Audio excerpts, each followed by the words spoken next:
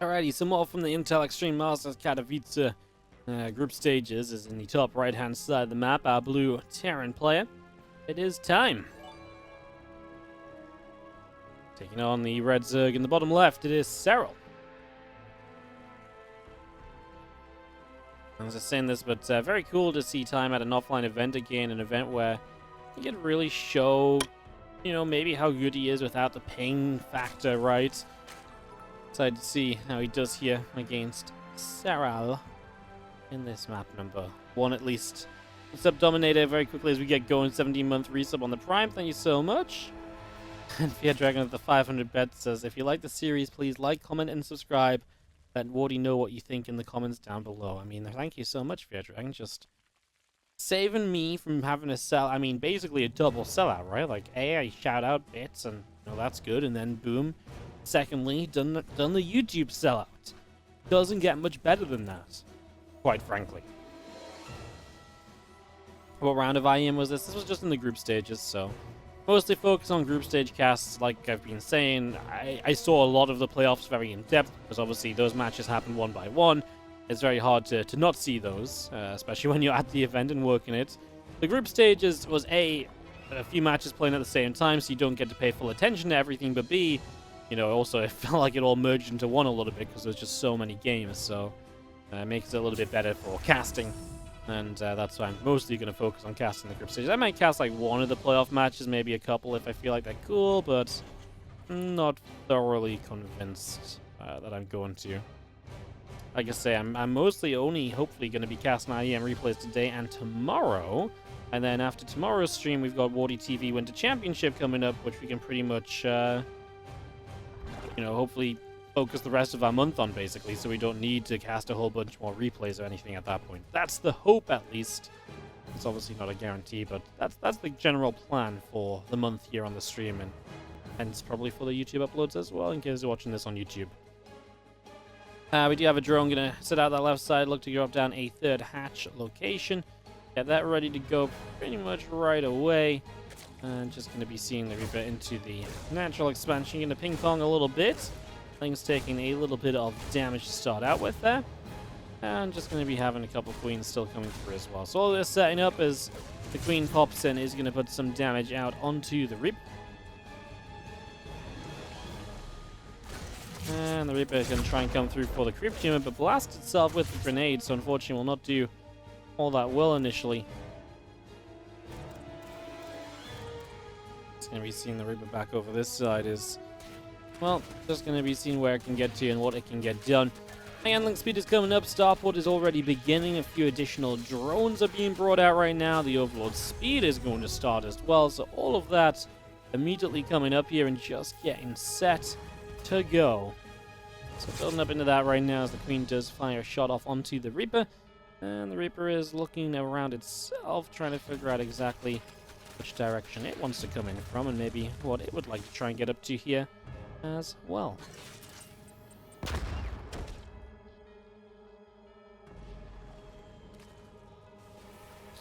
All those queens on the way out also, as the handling speed and overlord speed all coming through. Serral again, the overlord speed really just says, hey look, I want to scout, I want to know what you're up to early, I don't want anything too crazy to happen here, I want to be very much so just on top of whatever you're trying to get done. So just trying to be fully aware of anything happening, doesn't want to be caught off guard by anything wild, and like I say, this is just going to be good information for him. I mean, this is just a 3cc build from Time, so he's fine with this, because obviously from his point of view, he didn't try and do anything weird or worth scouting, basically. This could have been scouted with no overlord speed, so Time's fine with this in this game. Now, if Time was going for like a Hellbat attack, or anything more aggressive in general, or like a battlecruiser follow-up, these are all things which then the overlord speed is very good against, but for him just playing kind of a pretty typical, slow and standard 3cc, really not that big of a deal.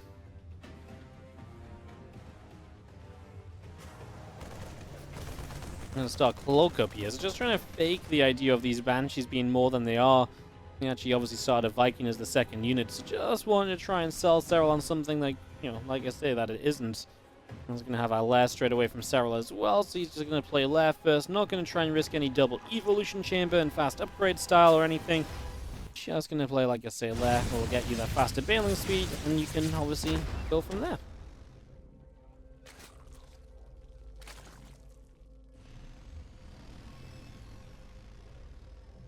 Hellions and the Reaper back around to the center, so they're just gonna relocate around a little bit.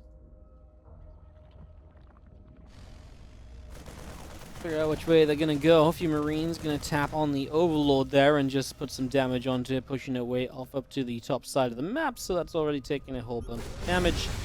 And just gonna be seeing the Queens coming through again. Nice little grenade, gonna bop the Queens backwards. And a Crypt Tumor actually went down there as well. A little bit of interesting back and forth then. Still seeing the 1-1 upgrades coming through. That stim pack is about halfway done at the moment as well, so just still bringing that up. As you have the Viking on the far left side going to come in, and that's going to chase down that Ovi. As the Hellions over here and the Reaper are going to come along, and they're just going to put a bit more damage out as well.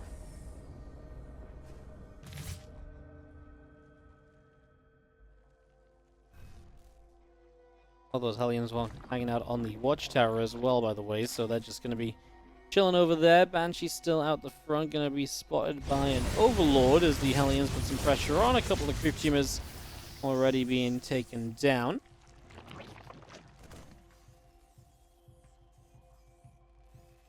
We'll just continue to scout through. I mean, everything's very much so straight up. I mean, fun that Serral's going to play a Spire. I mean, Muta Bane is not necessarily always the go-to in ZvT nowadays. It was always nice to see a little bit of Ling Bane Muta, especially when someone as good as Serral in control of it. You know, utilizing those Mutas, attacking all around. Will make this an action-packed game, if nothing else, from the very get-go. So that is absolutely one factor to be considering. Let's just have the Lings all gathering up, and Marines are trying to hunt down that Overlord, so really trying to get a grab on that. Ovi taking a few additional shots of damage. Banshee comes through, a couple of shots going off there as well. And just going to be seeing the supply depot raising to block the entry of those Zerglings. They are not going to be allowed in, as everything from time now heads on down to the south side of the map. Oh, big push from time. Obviously preserving the Hellions up until now. I always like this. You get that armory up, you morph them into Hellbats, and they really do provide a good little bit of buffer to this army, so it is that little bit of added extra that goes a long way. Just going to see our Drolling Claws still on the way up. The Combat Shield is not far from finishing.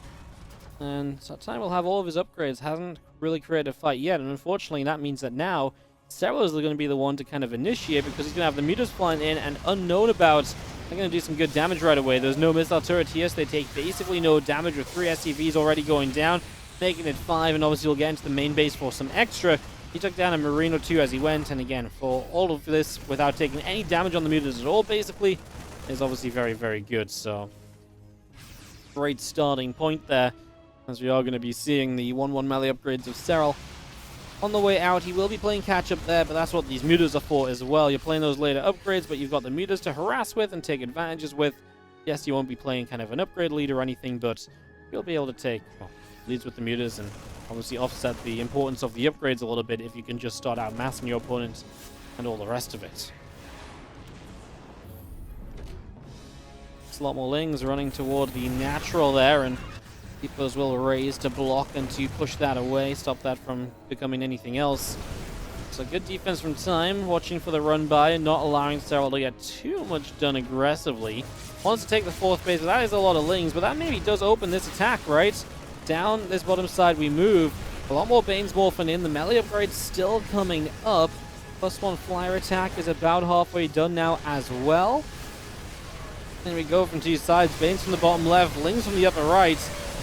I mean, Serral basically collapses on it before the rest of the army gets there, and that's exactly how you want to fight this. And even with the upgrade deficit coming in from all angles, makes this a reasonable hold from Serral. And he looks comfortable coming out. And like I say, now he's about to have the upgrades tie up, so upgrades will be even for the next little while. And that should even out some of these upcoming fights as well. So a little bit of an added bonus for Serral in the upcoming few moments as well.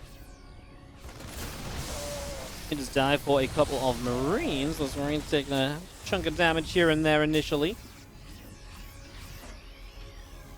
Not doing too badly as the Marines back to the top side. Serral just already feels in control of this, right? You know, it feels like he's here, there, and everywhere. Just controlling the map very strongly and just being a real presence on this map as we get everything all set up. The It's kind of feeling like it's tough for Time to really do anything. And, you know, Time's had a moment where he tried to attack. Well, that backfired. Serral jumped him in from all angles. It's been a tough one so far as the Marines, the medevacs, making their way back around the side. We are going to see another command center coming up at the top side. And just going to be having the Lings clearing out some rocks. Serral obviously just wants to get rid of, you know, blockages on the map. Anything he can open up to create more attacking paths is something he wants to do. So that's why he targets those rocks for a few moments there.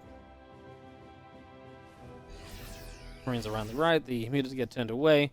Press the Lings down into the center. Another hatchery going to come down right on that bottom corner or so.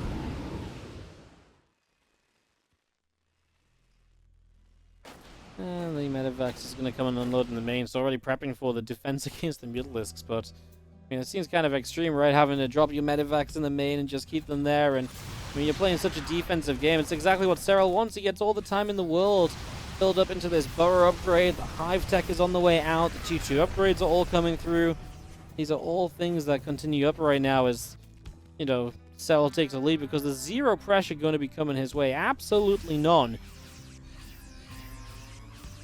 Bioforce down the right-hand side, and it's a sizable bio army at that as well. Just going to be seeing the missile turret starting up a fight on the mutas. I mean, Time is very well defended. The mutas shouldn't be able to do too much more, and those Banes get caught for free, so not much Serral could do there. 2-2 against 1-1 at the moment, so the advantage does lie in the hands of Time on the upgrades, and he is already on his way to 3-3. Can he make something happen, though? Creep spread is looking good once again. He's just not being able to keep this cleaned out.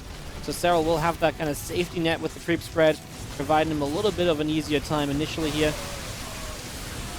The Bioforce pushing a lot of that Ling Bane back once again.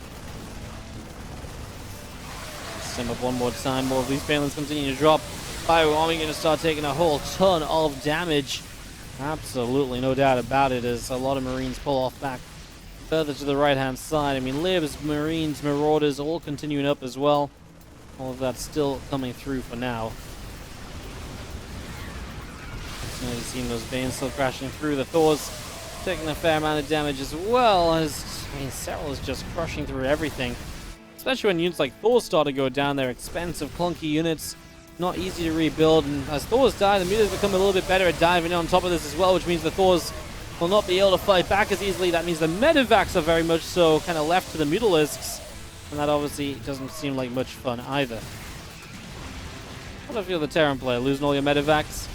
Generally something you would like to avoid as Time pulls back home. He's about to hit into 3-3, which might just be something of a saving grace for a few moments, but even if it is, it probably won't be for long with the position Serral put himself into. Straight into his own 3-3, Adrenal Gland's on the way as well. I mean, it is just a hell of a position that Serral has built himself into, and it's very much so a Serral kind of game. He's been active here, there, and everywhere. He's been very good defensively. He's always had his units in the right place, you know, including the mutas, which have been attacking at the right times. They've been back home to defend when they needed to be. Just in general, Serral has played a very solid game. Well, StarCraft 2 here is now he's going to blow up this planetary fortress. Slight miscalculation, but it's going to be good with the muta shots. I mean, that just forces new CCs to become the 4th base again rather than expanding out to the 5th as much. And, you know, basically denying the economy is going to make up for Serral trading a little bit inefficiently throughout the game. That's typically how this matchup works. Zerg trades inefficiently. Terran gets their economy denied, so the Zerg has enough economy to justify the inefficient trades. That's how it's gone so far, as these couple of Widowmines go off and a few of those Lings taking damage once again as the Neo-Steel plating coming up in Time. Investing into anything and everything he can that might improve his later game situation. Credit to him, the supplies are evening out a little bit, and Time's maybe given himself a chance which he didn't previously have. 3-3 already completed from Time. The 2-2 melee upgrades are finished up already from Serral. His own +3 melee is going to be finishing soon. Another Widowmine shot going off. I think Muta going to dive up over here. I feel like Serral's being maybe overly aggressive down in upgrades and, you know, just doesn't need to do anything for the next few moments. Hachi has the freedom of just sitting back and chilling, and I feel like he's trying to force something right now, which is not really benefiting him at all. So Yeah, just wait a bit, right? I mean, Serral's not far away from further better upgrades. More ultras on the map, and, you know, Plus 3 melee at least finished up, right? He just didn't need to press the issue right in that moment that he was, you know, trying to go in. So, absolutely could have just, you know, slowed down a little bit instead. And that is kind of what he's doing now. So it is starting to look a little bit better as Lingbane Muta goes diving off up to the top side. Of the counterattack. No depot raise, and that just means that these SCVs are going to have a bad time. Fans for a moment were like, maybe this mineral line, he's going to send a few to the turret and bust the rest up into the base just to open up that area. Mutas are still being chased away here. 10 SCVs have fallen. And just dive the main base, pick off that missile turret as well, so that also goes down. So many SCVs continuing to drop right now. 16 of them have died.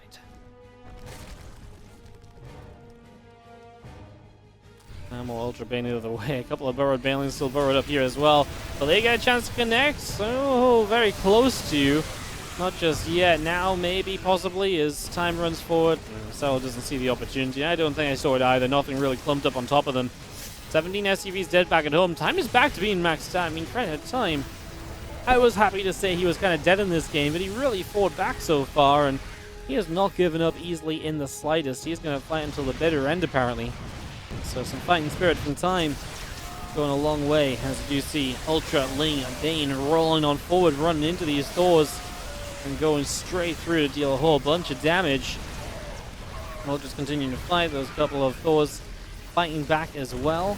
And just going to be seeing, man, those Thors low HP. If they die, obviously that's a huge loss right away, and they are, you know, a Ling attack away from dying, so I mean, it does feel like Serral is getting into a better and better spot. The 93 drones obviously helping.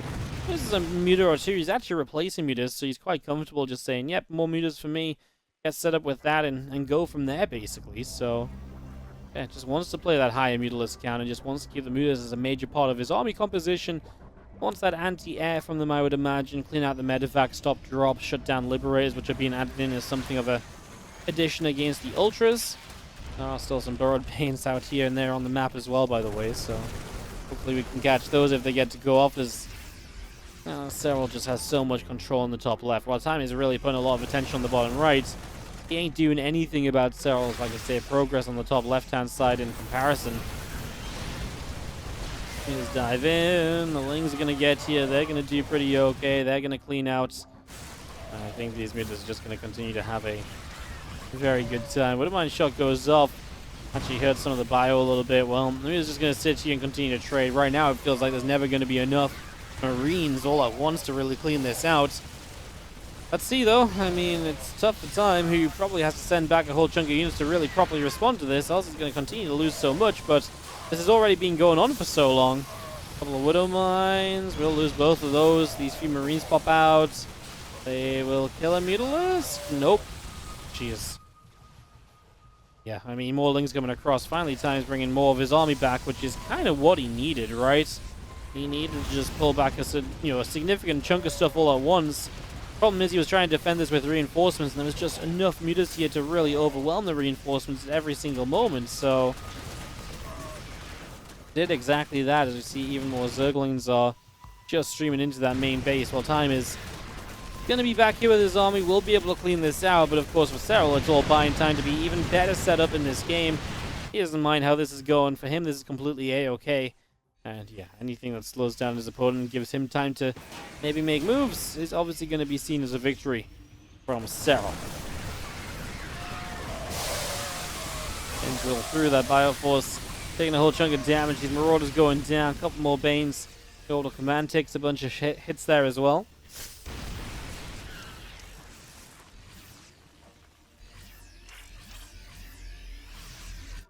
Liberator siege up just across the back. Going to scan to the top left-hand side, and it's going to be seeing the Bio Army of Time heading down the bottom. We'll get rid of a little bit of creep. We're going to get rid of some of these Ultras.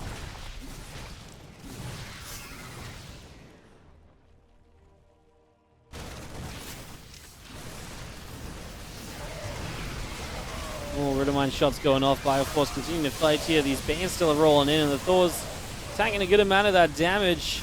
I mean, to be fair, these attacks are maybe not being the prettiest from Serral, right? Maybe not being the most stunning, but he's getting the job done still. He's opening up a huge advantage in the bank.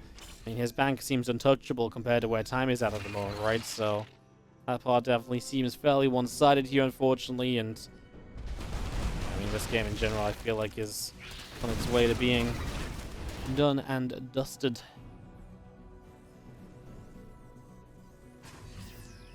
Fire Force still gathers up in the corner, just going to be seeing a couple of lurkers.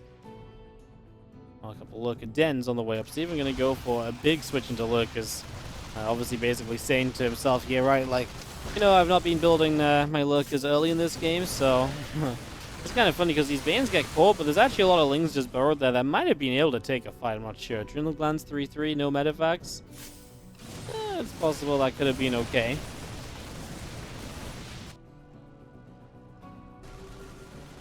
Quite a bit down at the bottom side, right out over there. Just going to see these Lings coming through for a little bit more bile. Also, well, time is still maxed out. I mean, credit to him. He's really just been, you know, defending some really tough bases to defend and has kept himself just about in it. I mean, his army supply right now up by about 30. It's not enough to really take a fight. I mean, this is why I think Serral's going to be really kind of happy he moved into Lurkers, because the Lurkers should guarantee he can't lose a fight against this composition. Obviously, time is not set up in any way, shape, or form to start building beyond what he already has. Those Banelings might get a chance to go off here. Kaboom! On the Baneling Burrow Bomb. Nice, gets a few of those Marines, and, well, yeah, I feel like as time passes by, time is still in a lot of trouble, but maybe he gets one big shot off in one big fight. I really felt like he had to go before the Lurkers were here, though. Now that the Lurkers are popping out, I really feel as though this becomes a situation where we basically have a, I don't want to see a guaranteed victory, but I really do feel like it's very difficult for Serral to lose the game from this position, you know? I feel like this is not a position Serral loses from, so Mutas are still harassing as well. I mean, again, that's just been a constant in this game. 22 minutes, like I say, there's definitely been a bit of a fight, but it's not been all overly crazy just yet as these Marauders move around. A couple of shots going off, just going to be seeing the Lurkers burrowing up, and Lingbane Ultra is going to go running through. The Orbital Command is going to be in some trouble. The Orbital over here is going to be in trouble. Everything's going to get cleaned out basically as the Lurkers will try and make a hold on this side. Let's see if time can bust on through the Lurker force at least. It's not like this is all of the Lurkers, right? It's not like it's a lot of Lurkers actually. There are more Lurkers elsewhere on the map at the moment. He's just losing everything back at home, all of his reductions, so all Serral has to do is clean up this army one time, and time will not be able to rebuild at that stage. So, let's see. He's going to run in, they're going to grab a Thor. Time didn't realize it, so he didn't lift up into the medevac. He's going to have a couple of Widowmines burrowing. Serral will need to somewhat split against those. They do okay. It's alright kind of on either side. Time just isn't going to get back in this game, guys. He obviously very much so knows it, typing out GG. I think we're kind of alluding to this happening for a little while now, but this just did not feel like a game that time was competitive in. To me, this was a game which was just Serral throughout, you know? And yeah, I actually think it's impressive time actually dragged it out to the point he did, and I think that actually speaks a lot to how good time is. Just, yeah, I expected that to be, I expected it to be over sooner, to be fair, but time dragged out. But while he dragged out, it never felt as though he was in the game. Still always felt very much so like Serral's victory to be had. Alright, down in the bottom left-hand side, our blue Terran player here is Time. Taking on the upper right, Red Zerg, Serral. Let's get into this one.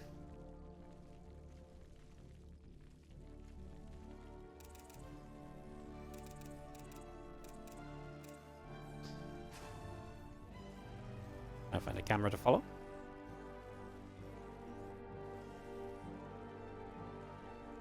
Well, drones on the way out from Serral initially. No proxy or anything from time here on Hardwire. Played honestly a decent game on 2K. Just feels like if that's the game you play on 2K and now you've got to play Hardwire.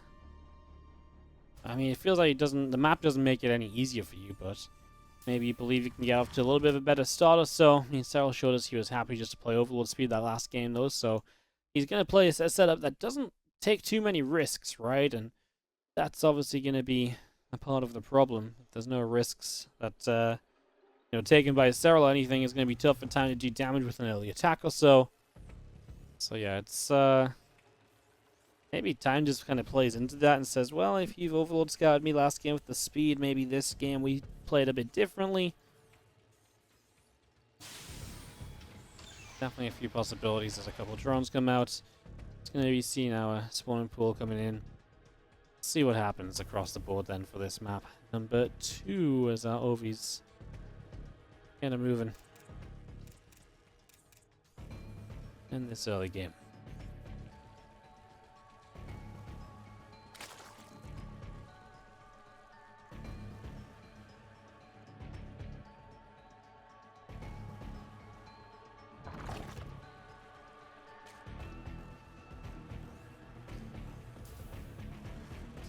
Here he goes out to the upper right side, so he's going to go scout, and that's going to be our first point of intrigue here in this second map. So Ripper heading straight up to the top side initially, getting that underway. We just get this going.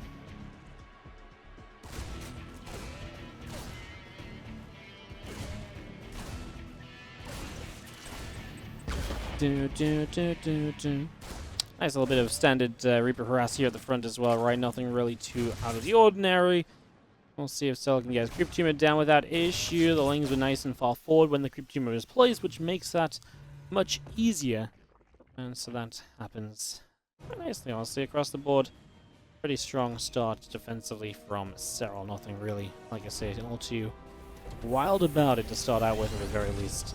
Now, Time is going to go 3CC pretty quickly, and Serral is going to build himself into a Roach World. So Serral with a little bit of aggression here. This is something which I saw him doing a couple of times throughout Katowice, just mixing it up, not always being predictable, happy to, make it different every single time. And seems to be the plan right now, at least. So, and that's settled into place. As you have the Reaper coming through, pops the Queen just slightly, just a little bit of damage there. Obviously, Time would love to find out about this before it's actually arriving on his front doorstep, but let's see if he'll be able to. Well, Queen's still just sat out the front, and Reaper is still moving around as well. Just gonna drop a grenade and just trying to scare those couple of Queens back if at all possible, so. Just doing as much as possible initially as we do have our Reaper and our Hellions. Once again, just escaping out into the middle of the map. And our Roaches and a couple of Queens all coming through as well. Just a lot of setup at the moment, guys, as we get this game number 2 well underway.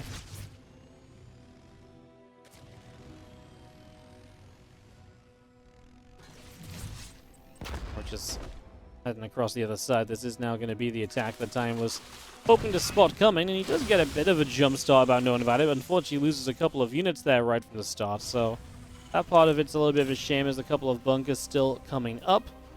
And of course now a Banshee in production as well as he gets ready to defend, so just trying to play this kind of greedy style at 3CC and might be punished for it. Now Widowmine will get a good first shot off. The fact he is going into these Widowmines initially means that these Roaches will not have the greatest time right away. So we'll have to give up another one of his Roaches here, most of Ravager even. I mean, I think that was just to keep it alive for the second extra to guarantee it went off. It survived until the Widowmine hit it.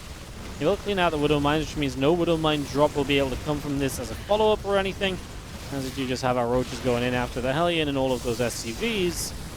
Well, honestly, not the craziest of starts here, right? 2 SCVs go down. Oh, only 2 SCVs. 3 SCVs go down.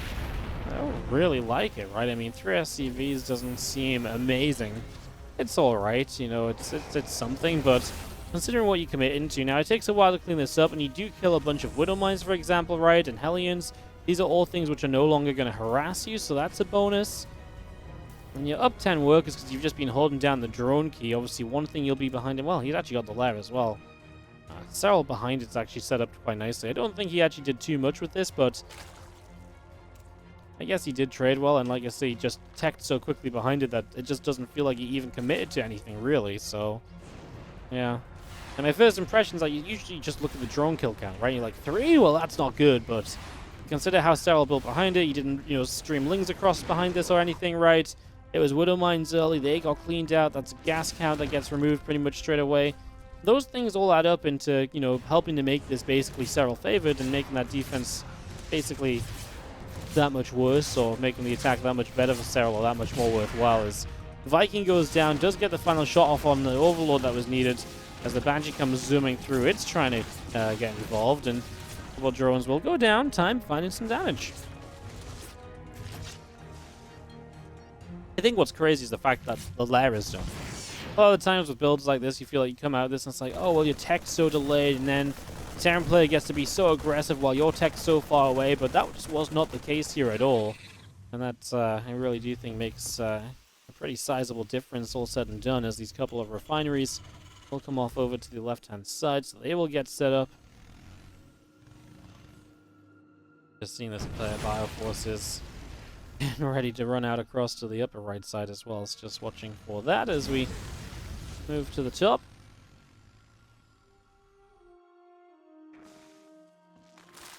Lings are going to morph into banlings. Just going to get those banlings morphed in as well already. Let's get that set up, and just going to be having a couple of medevacs coming on over. Away we go. Tanks will siege up as well. It's just going to get those siege pretty much straight away.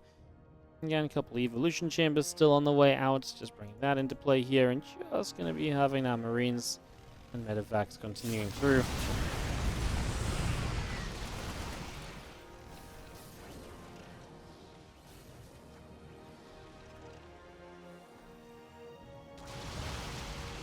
We have our mutas for the first time showing up, and obviously just jumping on a reactor. Gonna slow down starport production. I mean, always big. Reactors are one of those pickoffs, right? They're easy to get, they're low HP, and they actually have huge value because of the fact, well, a little bit of gas, but they take a long time to build, and they half your production. So it's almost like killing, imagine there's 2 starports there, now suddenly back down to 1 starport, basically, in terms of how much you slow the production down by. So just killing a reactor off, there's a few little benefits. It's a nice pickoff, and he actually picks off both the medevacs as they spawn out of that starport straight after as well. So those mutas were very anti-starport from the reactor to everything, to every other part of it, basically. Missile turret there, helping to push those MUTALISKS back.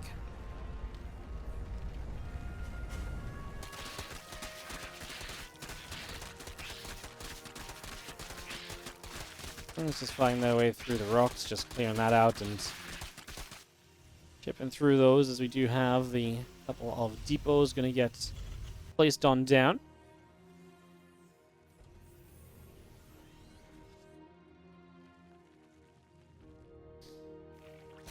Tier 2 is halfway done, and our adrenaline close is finishing. Can Time make something happen with a push, perhaps? I mean, he will continue to have an upgrade lead throughout this game. That's one thing he's got in his favor. His engineering bays were way faster than the evolution chambers on the other side, so we'll stand by that to see something come to fruition, I would imagine.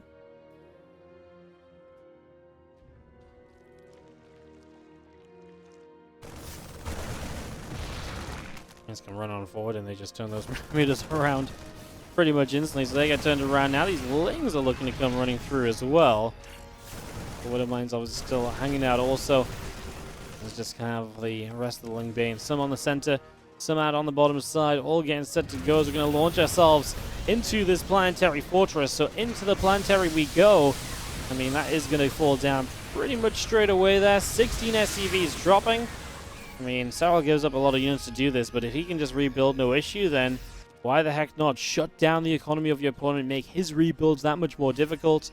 This moment right now, defending this is just going to be the deciding factor. Like, if he can defend this attack, then obviously that last cleanup on the planetary was a very good idea and was absolutely worthwhile committing for, as we just have the Bioforce still coming through.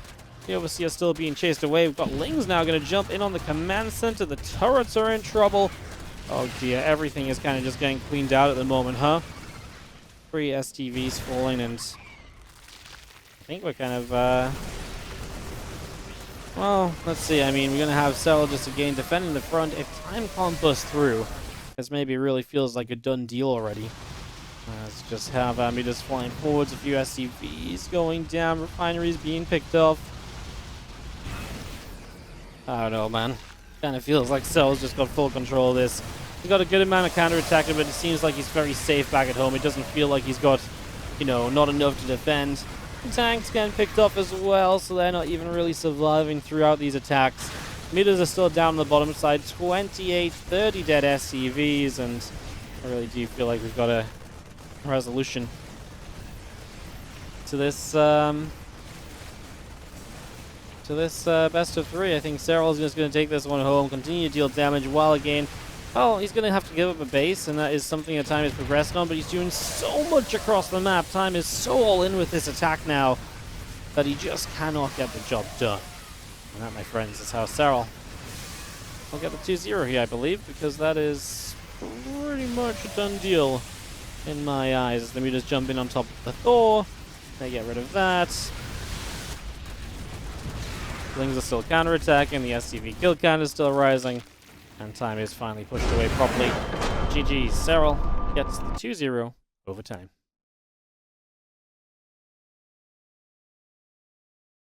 Alright, GG's indeed, then.